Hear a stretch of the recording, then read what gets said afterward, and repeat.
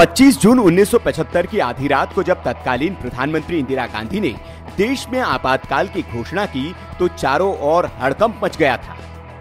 आपातकाल के फैसले को भारतीय राजनीति के इतिहास का सबसे काला दिन बताया जाता है। यह करीब 2 साल तक लगा रहा। हालांकि इस दौरान संजय गांधी की चलती तो करीब 35 साल तक देश में इमरजेंसी रहती।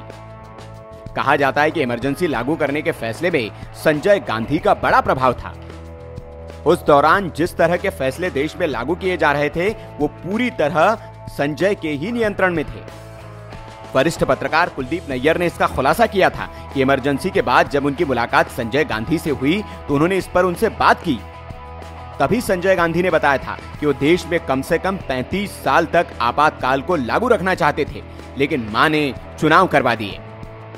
आपातकाल लागू करने के लगभग 2 साल बाद विरोध की लहर तेज होती देख प्रधानमंत्री इंदिरा गांधी ने लोकसभा भंग कर चुनाव कराने की सिफारिश कर दी थी।